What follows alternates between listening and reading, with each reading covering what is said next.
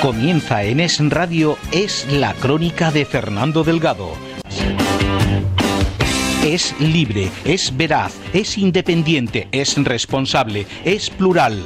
Es la crónica de Fernando Delgado.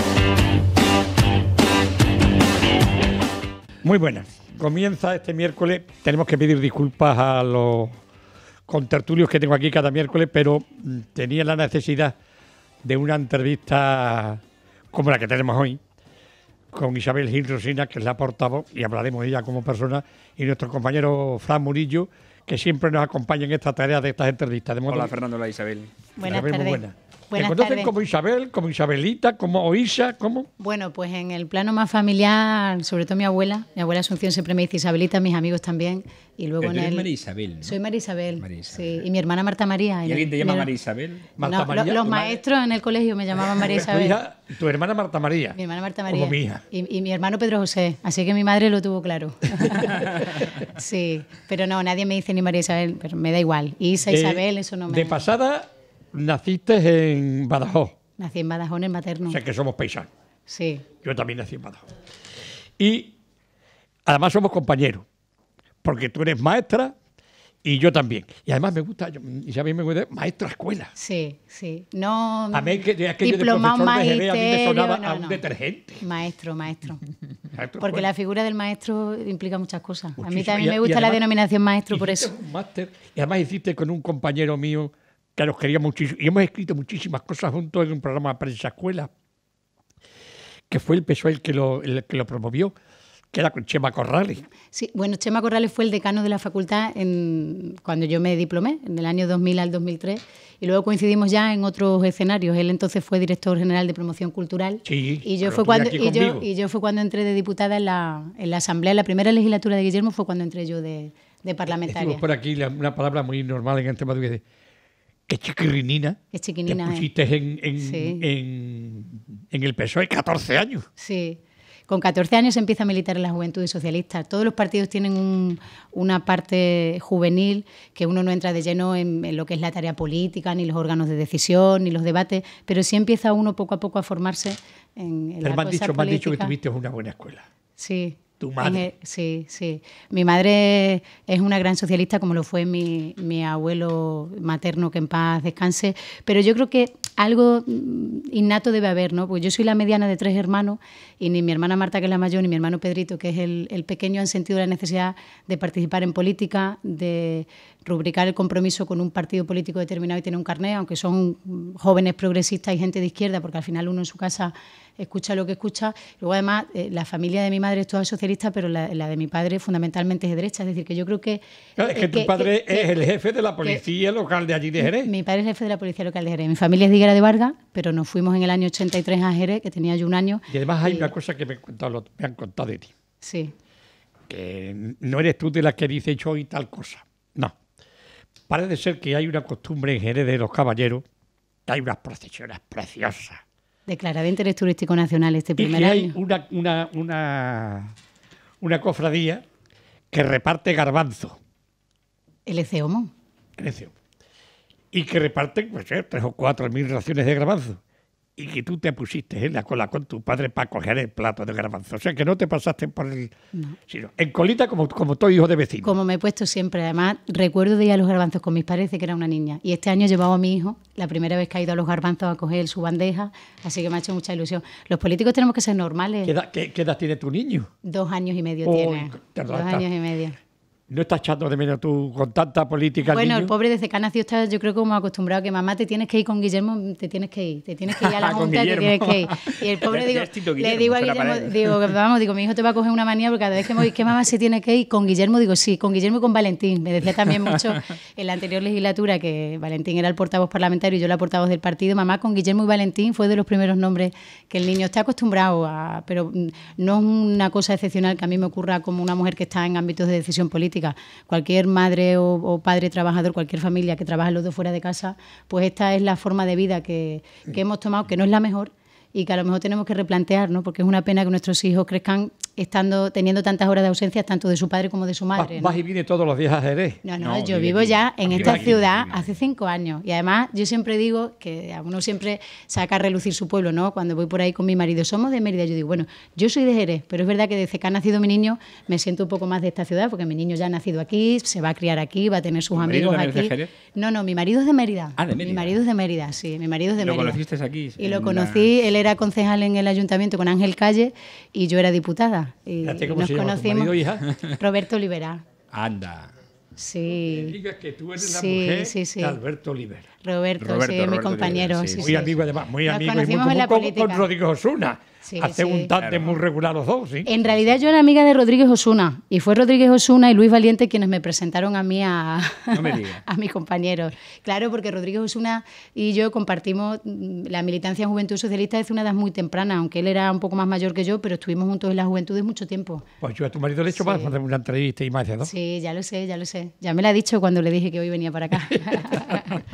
Fíjate, bueno, eres un poco más pequeña en edad que Antonio Reyes Osuna y también que el alcalde de Villanueva, ¿no? Y ahora fíjate cómo están cada uno posicionados. Una portavoz del gobierno, el otro alcalde de Mérida, el otro alcalde de Villanueva y presidente de Diputación. Bueno, Yo- habéis escalado alto. Yo tengo que decir que a lo mejor quienes estamos en el ámbito regional o al frente de un gran ayuntamiento, una gran ciudad como puede ser Mérida Villanueva, estamos a lo mejor más visibles, salimos más en los medios de comunicación, pero el PSOE en toda Extremadura y las instituciones están llenas de gente joven extraordinaria. Es decir, hay pueblos muy pequeños que tienen al frente de su ayuntamiento alcaldes jovencísimos, alcaldesas jovencísimas.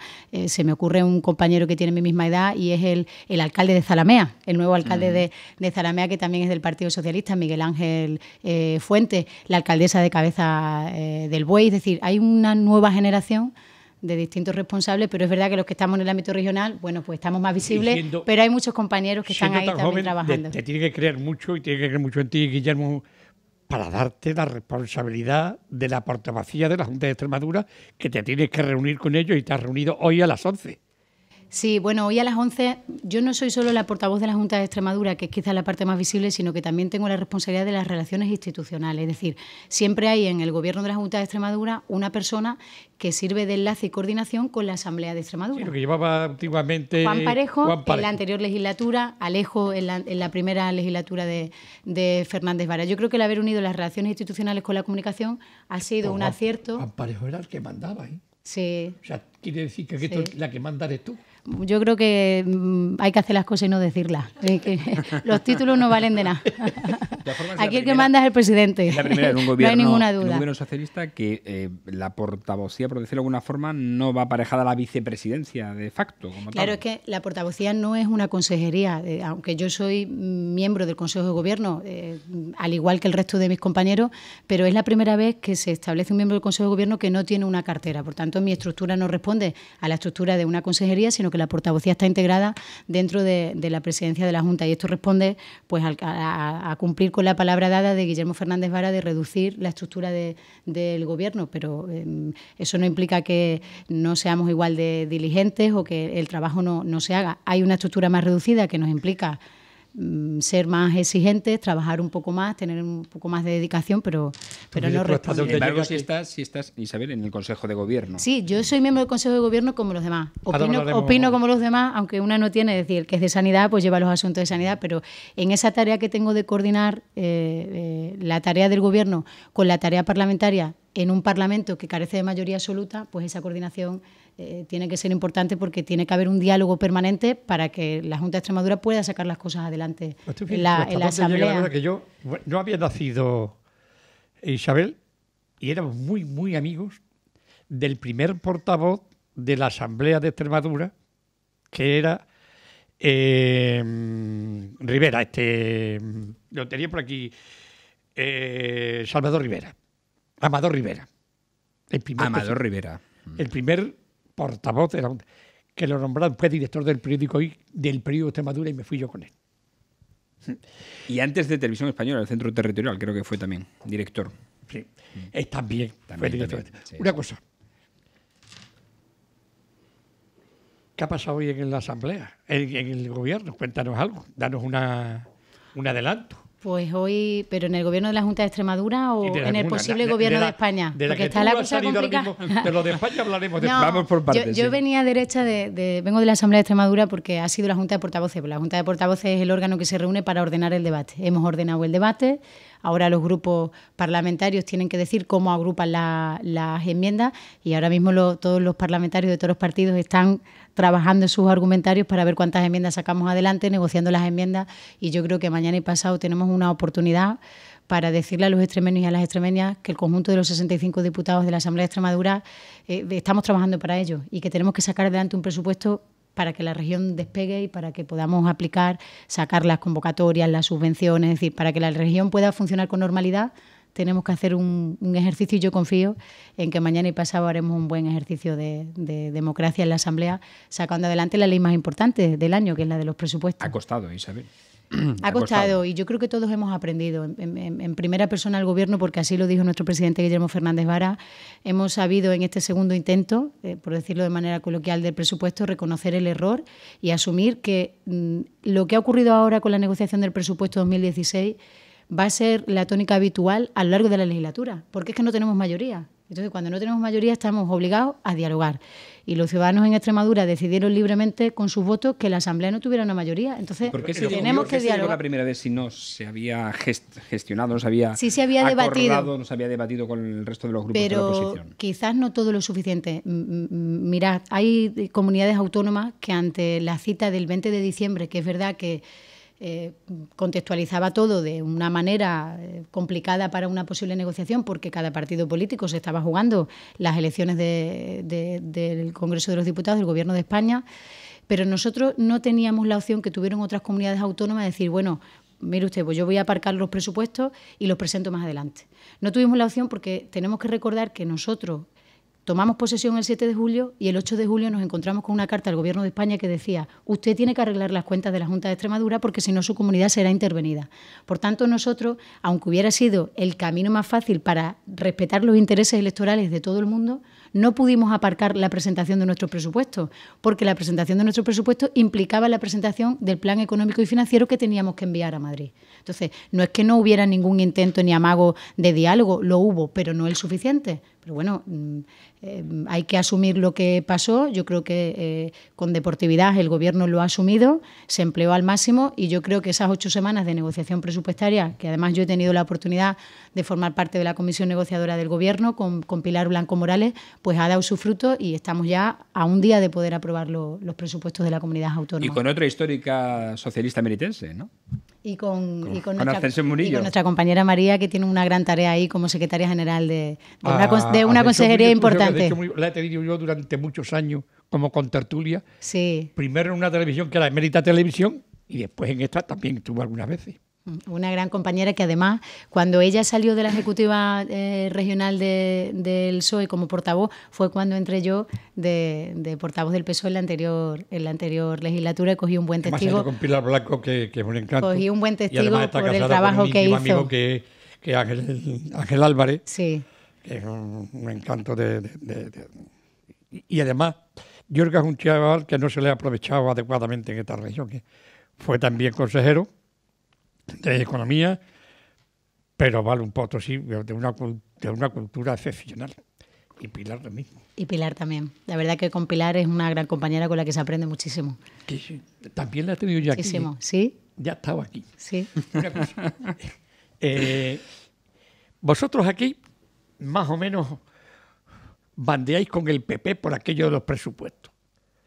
Pero en Madrid, entre Rajoy, Sánchez, Ciudadanos y Podemos, tienen lía una que a mí me están asustando. La que tenemos liada, ¿eh?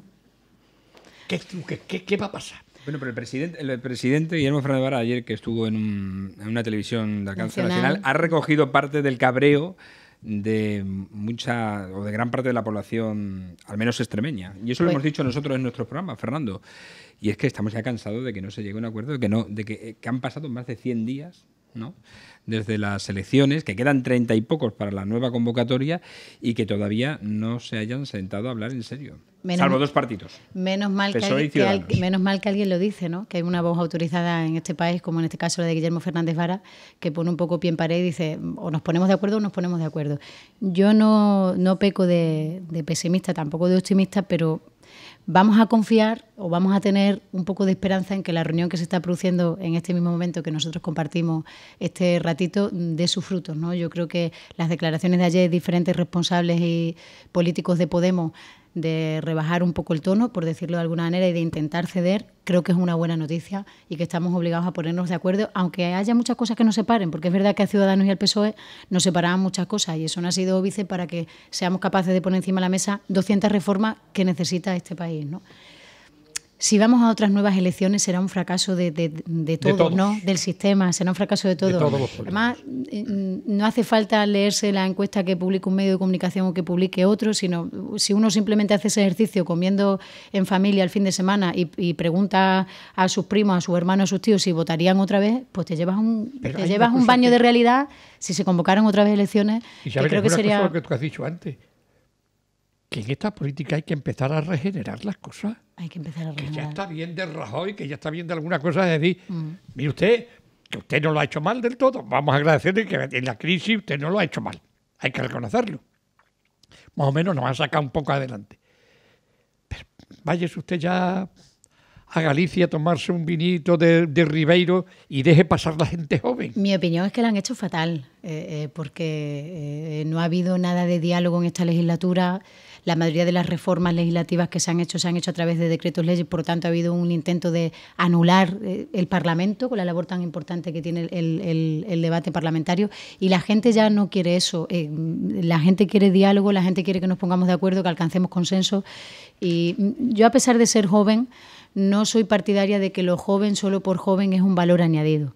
Yo creo que Yo creo que en la composición de las estructuras de poder y de decisión de los partidos políticos y de los gobiernos debe haber un equilibrio, ¿no? Entre yo soy joven, pero tengo mayores a los que preguntarle en mi partido, oye, ¿esto cómo se hizo en la Junta de Extremadura en el año 87? Porque yo tenía 5 años y no lo sé, ¿no? Yo creo que esa experiencia, pero es verdad que el Partido Popular no tiene un problema en estos momentos de la edad que tengan sus responsables políticos, tiene un grave problema de muchos casos que ya alarman en el seno de su partido, y que eso hay que cortarlo. Hay que cortarlo, porque yo creo que en el PP hay gente honesta, como todos los partidos políticos, gente decente, gente capaz, y tienen que empezar a darle la oportunidad a esa gente y no a seguir justificando lo que de ninguna manera se puede justificar, ¿no? Claro. La verdad que todas las posturas son entendibles, ¿no? El Partido Popular se ha posicionado en el momento en el que dice que nadie quiere hablar con ellos, que no se sientan a hablar y tal, pero claro, de aquellos pueblos estos lodos, ¿no? Porque efectivamente en la legislatura pasada es que no hubo diálogo alguno con la oposición, no hubo leyes que se sacaran consensuadas con la oposición. No hubo diálogo, grandes problemas que ahora mismo amenazan a este país, como es la organización territorial del Estado o la amenaza de Cataluña, se enquistaron por falta de diálogo. Entonces, cada mañana nos levantábamos y de la televisión, en la radio, en los periódicos, los diferentes periodistas, los contertulios, hablaban de si Rajoy iba a llamar o no a Artur Mas. Es que eso es una anomalía. Es decir, ¿cómo puede decir un responsable político que ha recibido millones de votos, como en este caso Rajoy, que ha sido el que más votos ha recibido, y esa es la realidad, que no va a hablar con los demás?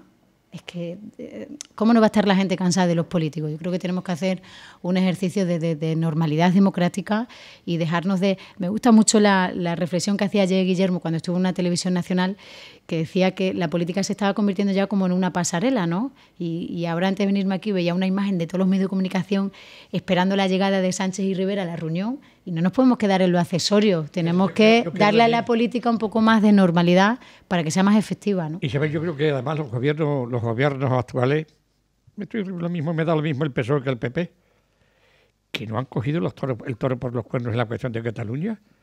Que miren ustedes que esto en la República, en el año 1931, también se quisieron levantar. Y el gobierno de la República dijeron, o se acaba o van todos a la cárcel. Y creó el estado de sitio. Y no volvieron más los catalanes a pillar ni un momento. Pero Esto si uno no es lo que le habla- ha hecho falta al PSOE y al PP para decirle, mire usted, o se callan porque están ustedes en contra de la ley y en contra de España, o hay un juicio en condiciones porque está en contra de la ley. Caramba, si un concejal por pegarle a uno le meten 3 años en la cárcel, por estas cosas de estas tenía que estar cadena perpetua. Pero yo creo que esa amenaza se tiene que dialogar, se tiene que resolver en el marco del Estado democrático en el que estamos. Hay con personas que no se pueden dialogar. Y de una democracia que ya tiene unos pilares consolidados en este país. Es decir, que eso no se hable. Por eso, la entrevista de Sánchez con el nuevo responsable de la Generalitat de Cataluña, que también es verdad que los medios de comunicación muchas veces, siento decirlo, magnifican las cosas como si fuera una cosa extraordinaria, pero ¿cómo va a ser extraordinario que 2 líderes políticos o quien se ha sometido a la posible investidura para ser presidente del gobierno de este país quiera hablar con el nuevo presidente de la Generalitat? Es que solo hablando y solo en el marco del diálogo y de la legalidad constitucional se pueden sacar las cosas adelante. El periodismo, Isabel, tiene muchísima culpa de muchísimas cosas de las que pasan. Y te dice alguien que llevo ya 45 años en el periodismo de prensa, radio y televisión. Bueno, pues esa autocrítica está bien, igual que los políticos hacemos autocrítica. Sí. Esa autocrítica Hay, es positiva. En el periodismo hay algunos, entre comillas, hay terroristas Informativos. Porque son, además, tan sumamente, como decían antes, cuando el burrito daba la vuelta a la noria, con las orejas así, para que no viera dónde iban. Y no hay manera de sacarlos de ahí. Y es impresentable. Algunas de las tertulias que yo veo son impresentables, Isabel.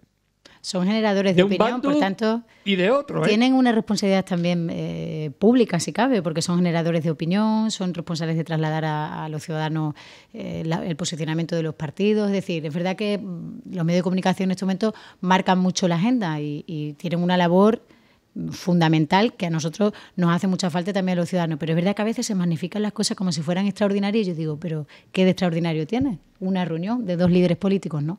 Pero bueno, confiemos en que hoy tengamos una buena noticia al término de la reunión al mediodía. Quizás porque antes no se ha producido. Por eso te digo, porque venimos de una legislatura en que ha habido muy poco diálogo. De que no nombren vicepresidente a Pablo Iglesias, lo que quiera. Ya renuncia, parece ser que está abierto a eso. Y que ya quiera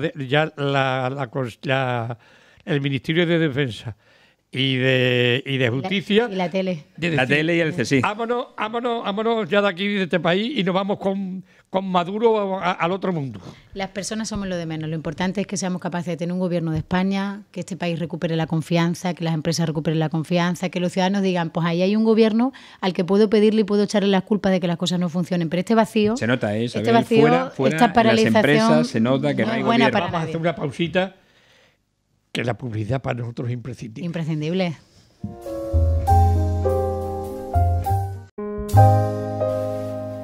Seguimos en nuestro programa con Isabel Gil Rosiña, que es la portavoz de la Junta de Extremadura. Es un encanto de mujer. Yo me lo estoy pasando con ella. Bueno, Aparte muchas de gracias. que tenemos amigos comunes, Eso es verdad. por aquello de Jerez y de Higuera de Vargas, con el mejor amigo que yo he tenido en mi vida, que era Modesto, que además es muy amigo también de los padres. Y fue un cura sensacional, un padre estupendo, porque se secularizó. Y bueno, eso siempre nos acerca un poco más. Oye, he leído una cosa tuya que de verdad, eso dice, agrada, porque además esto me gusta, que la comunidad autónoma de Extremadura es la más segura de España. Es que es así. Es la más segura de España. Y yo creo que eso tenemos que ponerlo en valor, sobre todo quienes somos padres, porque te duermes al final, cuando tú ya le das un beso a tu hijo que ya lo que has dormido, te vas con esa tranquilidad a la cama, viendo cómo estamos viendo a los niños que se están muriendo cada día sin que hagamos nada. Te da tanta pena, porque al final la Unión Europea que nos contaron en el cole o que hoy están estudiando los muchachos en los institutos no es la que está pasando de verdad, ¿no?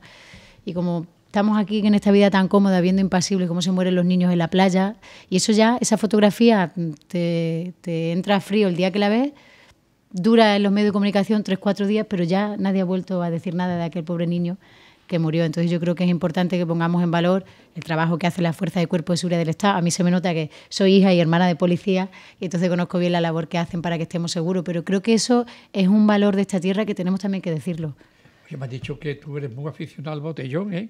Bueno, mira, Eso eso fue es un una titular. anécdota muy curiosa porque... Eso iba a preguntarte, Sí, digo, porque ¿cómo cambia la vida ahora porque con tu hija? además, yo entré muy joven de parlamentaria, fui la diputada más joven de la primera legislatura de Guillermo Fernández Vara como presidente, que además hay una anécdota muy curiosa y es que Guillermo, a pesar de que estuvimos en el PSOE 38 diputados, salió con 37 votos y el voto 38 que faltaba era el mío, porque yo me estaba examinando de la parte oral, la parte final de las oposiciones de magisterio, porque había sacado muy buena nota en la primera parte y dije, Guillermo, como no sobran los votos, yo no voy a dejar de ir a mi examen. Y fui, y por eso Guillermo salió con 37 votos, la primera vez que fue investido presidente y no con 38. En la primera legislatura me hacen la primera entrevista en el diario Hoy. Y bueno, pues una se prepara la entrevista, pero claro, una con 25 años no puede pensar lo mismo que cuando tiene 33 y eres madre, ¿no? Yo creo que las cosas siempre con moderación y bien hechas no hay ningún problema. Es decir, la fórmula del botellón, tal y como se concibió en esta comunidad autónoma, que fue fruto de la ley, del debate de la ley de convivencia y ocio, lo que a mí me preocupa es que haya niños de 16 años en el botellón. Cuando uno tiene 20... Y de menos de 16. Claro, el problema entonces al final no es de los niños, a lo mejor es de las familias, del conjunto de la sociedad que estamos fallando. Entonces, pero está claro que uno no puede pensar lo mismo cuando tiene 25 años, su realidad es muy distinta de cuando ya superas la treintena y tienes un pequeño. Vamos, pues y tienes un niño. Con 30 y muy poco, ¿ya te consideras mayor? No. Hija de mi alma. No, mayor no me considero, pero el hecho de tener un hijo te da otra visión de la vida totalmente distinta que cuando uno no tiene un hijo, eso está claro. Es que con la juventud que tú tienes, la carga de responsabilidad que tienes en la Junta de Extremadura con la portavocía y con las relaciones institucionales... Bueno, pero se lleva bien. Oye, Isabel, y en casa has dicho que la familia de tu padre es conservadora, la de tu madre es socialista. Sí. ¿Había o se generaban Pero de debates una absoluta políticos normalidad. en la mesa o no? En mi casa siempre hemos hablado de política, pero porque uno tiene la costumbre de comer viendo el telediario y se habla, ¿no? Y mis padres, afortunadamente, pues son personas que tienen cultura y que hemos podido hablar en casa siempre de las cosas que nos preocupan. Es verdad que las políticas somos mi madre y yo, que nos podíamos pegar horas y horas hablando de nuestra historia del PSOE y de la política, y mis hermanos dicen, bueno, cortar ya, que ya estoy con los rollos vuestros politiqueros, ¿no? De todas maneras, en esta región todavía la que manda en casa es la mujer. Sí.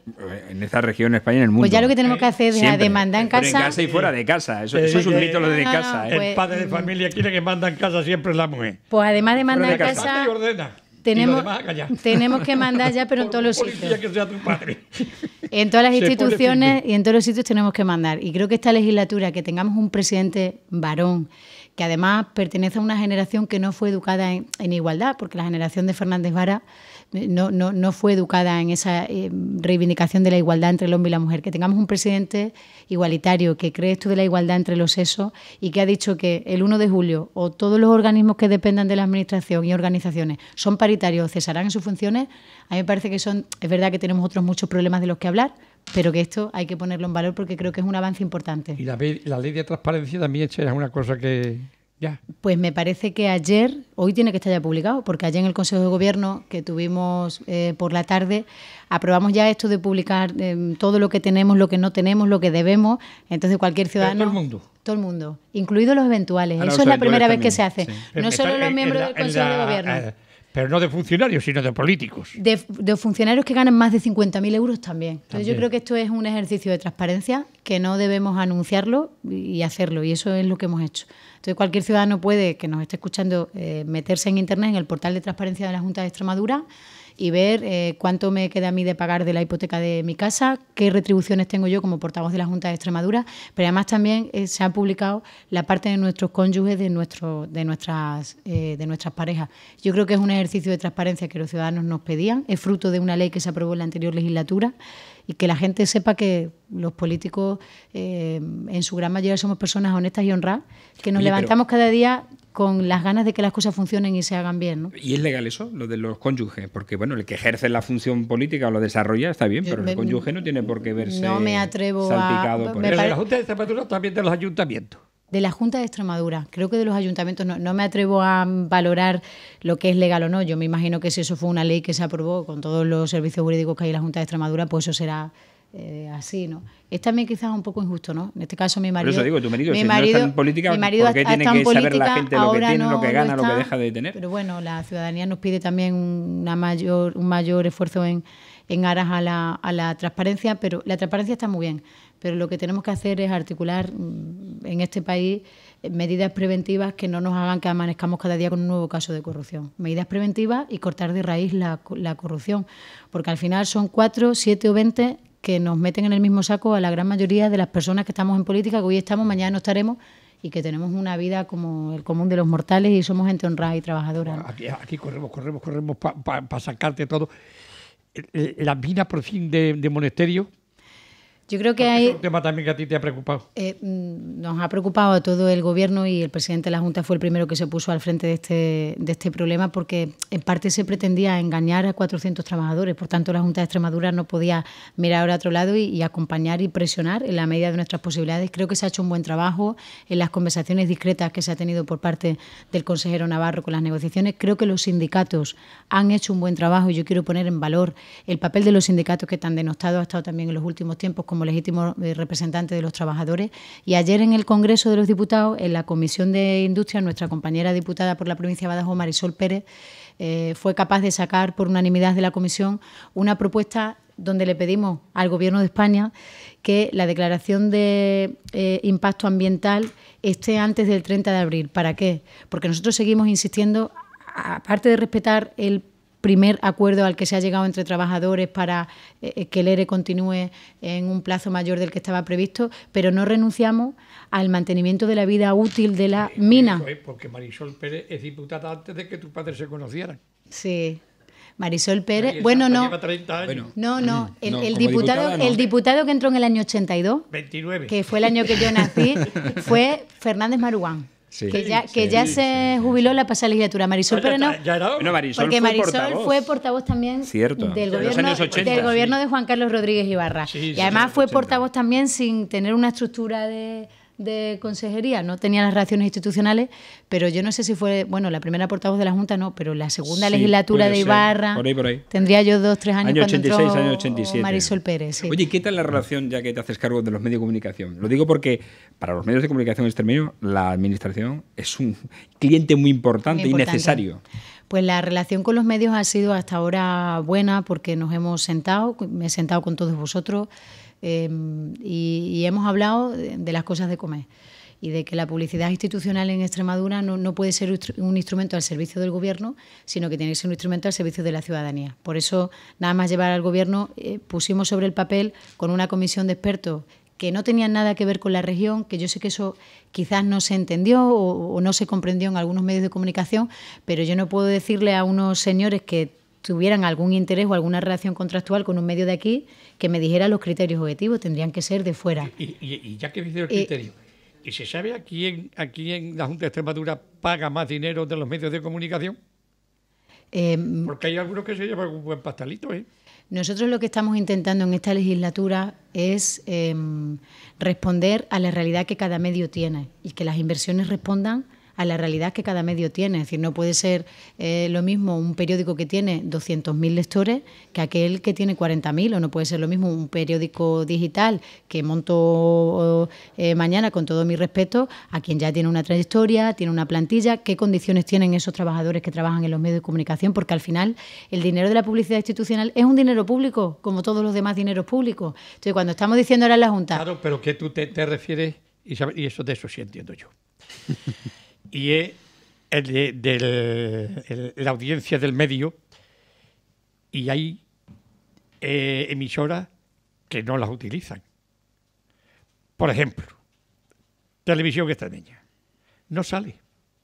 Sin embargo, preguntas aquí en Mérida y tiene más audiencia Televisión Extremeña que Canal Extremadura. Lo sé porque yo vivo en Mérida y sé que no solo Mérida, sino la comarca de Mérida ve Televisión Extremeña. Yo también he visto muchas cosas, y Semana Santa en la Televisión Extremeña. Eso que dice fue una de las conclusiones precisamente que los expertos nos trasladaron, que el EGM no responde a la realidad de los medios de Extremadura, y yo asumo que no responde a esa realidad. pero no está la Junta de Extremadura en disposición presupuestaria ahora mismo de encargar un propio estudio regional nuestro, porque eso vale mucho dinero y yo no sé si a lo largo de la legislatura lo podremos hacer. Este primer año, con absoluta sinceridad, tengo que decir que no. ¿Qué estamos haciendo ahora en la Junta de Extremadura a la hora de hacer las inversiones publicitarias en los medios de comunicación? Tener un criterio de lo racional, de la equidad, de la justicia, de lo razonable. Lo que no podía ser es lo que estaba ocurriendo, ¿no? Que aquellos medios, en la anterior legislatura, con todo mi respeto, escribían al dictado del gobierno, tenían un elevado índice de inversiones publicitarias y había algunos que no tenían ninguna. Isabel, pero si había hay que darle normalidad. Había periodistas en tertulia, en Canal Extremadura Televisión, que ganaban 2 veces más que los propios periodistas. De la plantilla. De la plantilla. Y eran contertulios. Esos sueldos a los contertulios... Perdone que te diga, lo dijo uno del PP, pero yo también te lo digo, manda huevo. Esos sueldos de los contertulios se ha terminado. Lo que no se ha terminado es que esos muchos contertulios sigan siendo hoy contertulios del Canal Extremadura. Porque yo, como responsable política del Gobierno de la Corporación Extremeña de Medios Audiovisuales, no estoy interviniendo en su pluralidad política. Porque al final eso no va a ser solo bueno para el conjunto de los ciudadanos, para el propio canal como medio público, sino que a la larga será bueno también para un gobierno que deja que el canal camine solo. Y, es decir, lo que no es que la tele entonces la pagaría la gente. Si yo pretendo que ahora todos los que salen hablando en Canal Extremadura, o la dirección del canal pretende que todos los que salen ahora hablando en Canal Extremadura tengan los principios y los preceptos del PSOE, ¿la gente pagará la tele? Porque esa no es la realidad de la Asamblea de Extremadura. Te diría yo una cosa, Isabel, claro. Isabel, te diría una cosa que Fran va a decir, vaya al laberinto que te vas a meter. Vamos a ver. A ver, me estás asustando. Yo me meto en unos laberintos y algunas veces tengo piscina y veo que no tiene agua y me tiro. ¿Por qué una multinacional que es de Cataluña tiene que mandar en Extremadura y llevarse todo el dinero de Extremadura de todos los medios de comunicación porque lleva absolutamente todo? ¿Por qué? ¿Te refieres a la distribuidora de señal? Sí. Desconozco el asunto que me estás diciendo, me tienes que perdonar, pero 9 meses no me ha dado tiempo. Pero bueno, luego lo hablamos y yo me informo, no pasa nada. Lo tiene absolutamente todo. O sea, tú no puedes poner nada si no es con su permiso, que no es de Extremadura, es catalana.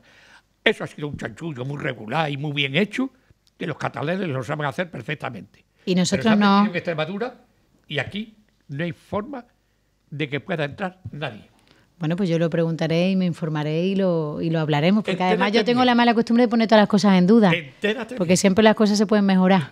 Tú estás por la duda, pero entérate. Vale, me enteraré, ahora me lo apunto. Aquel está... Es que es un tema complejo para explicarlo aquí en antena, ¿no? Bueno, pero yo me pongo tarea, me voy de aquí con tarea, estupendo. Sí.